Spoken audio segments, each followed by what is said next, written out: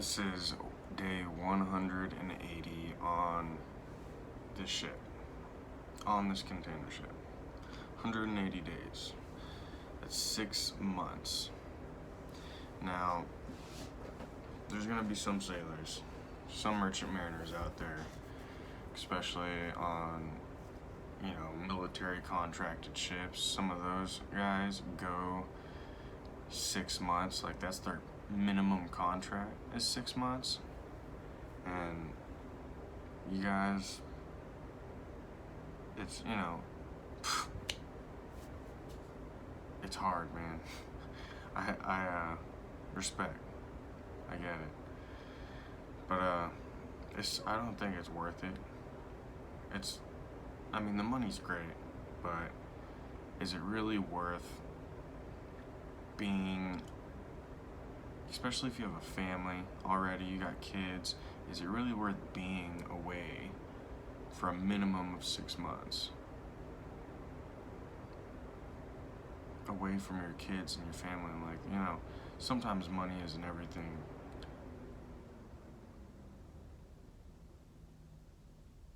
That's the first time for me. We just had an entire blackout. The ship just shut down completely. Whoa. The ventilation fans shut out. All the lights shut out. So yeah, this is day 180.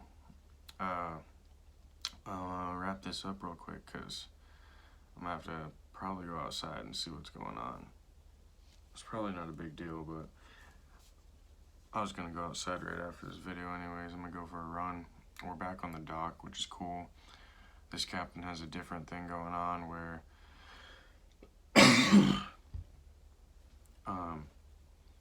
he's a little more cautious about this pandemic, and so it's made things a little difficult.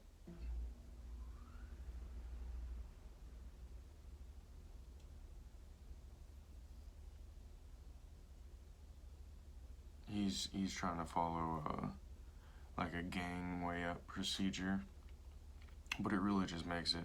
Luckily, we switch watches again. I'm now on the noon to midnight, not the midnight to noon anymore. So it's nice to switch it up one last time. I should be going home here within the next 3 weeks. But the guy that switched to the day watch, the 6 a.m. to 6 p.m. one, it kind of sucks for him because instead of actually doing his gangway watch like we would be doing when we're on the dock, the captain decided he wants to raise the gangway up and just have that guy spot chip spots of rust up and down the area where the gangway's at, and then just like stop what he's doing, go over, lower the gangway when people show up, bring them on board, sign them on, take their temperature, do all that, and then raise the gangway back up, go and do chipping again. And I think he's like, the captain's just trying to get as much out of us as he possibly can.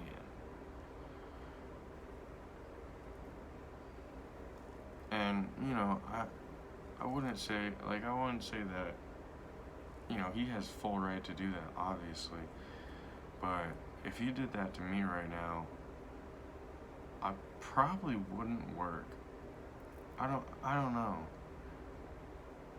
because currently I'm 60 days past my due date. I was supposed to go home 2 months ago. Now, if you told me I had to chip during my watch, I'll probably do it. I'm not gonna be a whiner. I'm not gonna be a sore loser and a whiner, but best believe,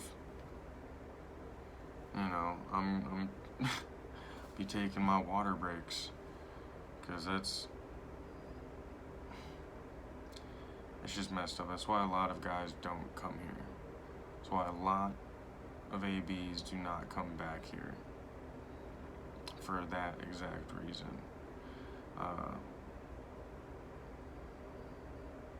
if you get on like tankers, there's no chipping. As soon as you know what, chipping really ain't bad. I do enjoy to chip because it's like unlike being a lookout on the bridge and steering and doing that, like that's like mind-numbing emptiness. It's a deep meditation that you gotta stay focused on. Chipping is a different mind-numbing activity because you're actually doing something and you're like making progress on something, and time kind of just like goes by compared to being on lookout where you kind of stand there and just stare at the water and you're not physically making any progress with anything. So I like to chip, but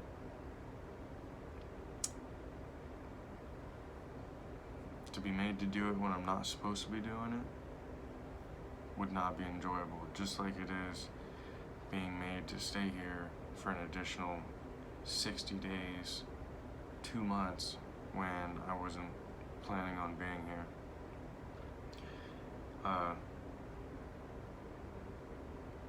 But like I said, luckily, my replacement flies out in another, let's say the second, in another 3 days.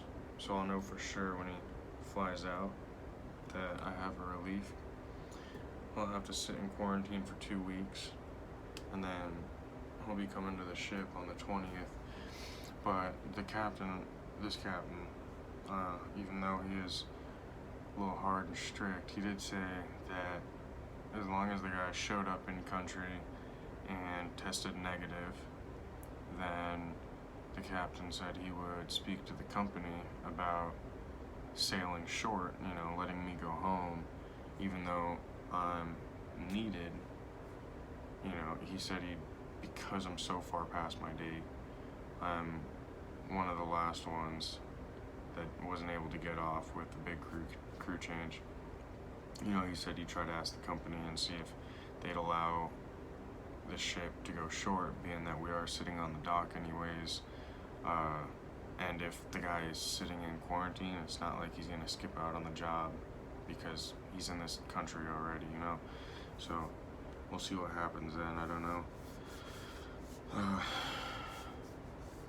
Two last things to say, and I've mentioned them before in other videos and other discussions. Now, the new crew that showed up, we got a new OS here. He is one quirky guy, okay?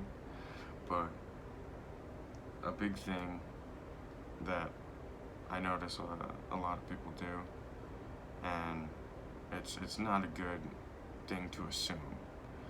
This new OS came here with nothing but like nice clothes, because he was under the assumption that he was gonna get a jumpsuit, a pair of coveralls or something to work in. Not all ships do that. Not all ships provide that stuff, and some ships will just reimburse you for that stuff. There's different contracts, different companies, different things. But yeah, this OS, he came with, I've only seen him have one pair of pants. He has one pair of pants, and the rest of the clothes he's been wearing is shorts. He's got like a polo t-shirt and a couple white t-shirts. He doesn't really have any work clothes. And that's not coming prepared. He also, I'll save that for a different one. He had another issue that involved toiletries that I'll tell you guys. A lot of the travel hackers and minimalist travelers or whatever say, oh yeah, you don't have to travel with all this stuff because you can just buy it when you get there. Well, you never know what's gonna happen. You never know what kind of pandemic is gonna happen where you can't go out, where you can't go to a store and buy things, or maybe, especially if you're working, you get to the ship and you can't go buy things, you're stuck on the ship. The ship's slop chest doesn't have your toothpaste or your baby oil or whatever it is you need,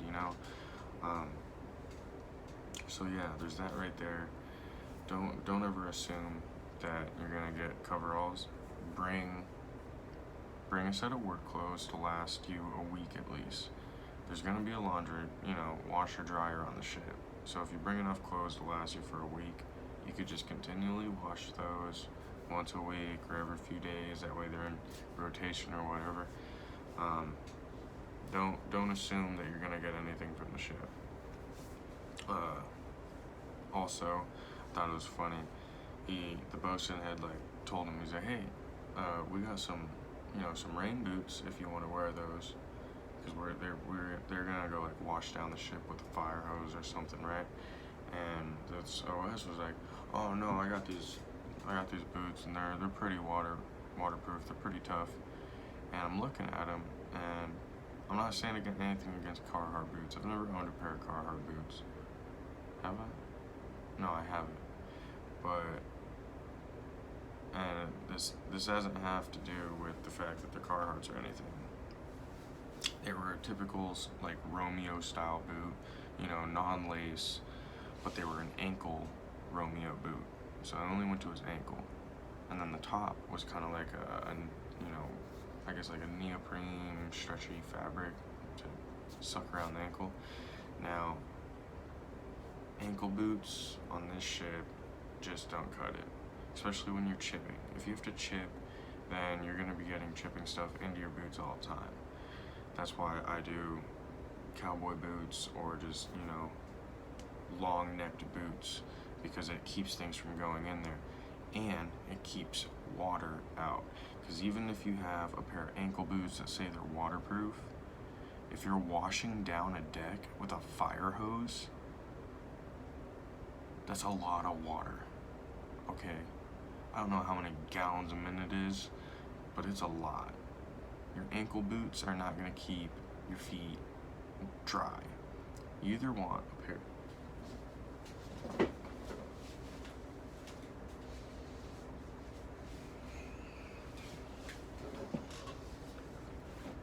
Personally, mine, a pair of Extra Toughs. Extra Toughs, tried and true, and then my regular boots, long neck boots. Now, when these were new, I could step, in 8 inches of water and my feet weren't getting wet, okay? Now they're about 2 years old and they're cracking apart, but that's why I still have my rubber Extra Toughs, okay, composite toe. You can't come assuming that the ship's gonna have rain boots for you, and if you do, you can't assume that they're gonna be your size and they don't have somebody else's foot fungus in them, okay? You gotta think of this stuff. You gotta come prepared. Yeah, that was pretty much what I had to say about that. Like I said, I know I've talked about that in other discussions. Number 2, I know I've talked about maybe once. If you have a craft, if you have a little gift in cutting hair, or if you don't, practice and try to learn how to cut hair, especially if you're going to become a merchant mariner. Learn how to cut your own hair, okay? I'm going to be learning how to cut my own hair here, but learn how to cut hair. I've been here 6 months. Now everybody at home in the US that's been quarantined and in lockdown, the whole cutting hair, getting haircuts is like one of those non-essential non-essential things that everybody's like joking about, I guess. Because everybody's hair is just starting to get wild. Luckily here, the bosun cuts hair. So I've been getting my hair. I haven't showered today, so I'm about to go for a run. This is some floofy bedhead, but still. When you're the only one on a ship that knows how to cut hair, you can charge whatever you want. I've been paying the bosun once a month. I've been getting my hair cut once a month since I got here. After I figured out he knows how to cut hair. but charges me 20 bucks. 20 bucks. So for a 4-month trip, if you got one person that wants a haircut once a month for a 4-month trip, that's 80 bucks. I mean, it's not, it's not a lot, but money is money, okay? Some people like to get haircuts every 2 weeks, every 3 weeks. That 80 just turned to 160. Come on, learn how to cut hair. That's what I got for today. We'll see what picks up here soon. I hope you guys enjoyed the video. I hope it was informative. Again, day 180. I will make a video when I am informed that my relief has touched down, okay? And that I know that I'm going home, because then my moods will be more excited and happy. I'll see you guys in the next video.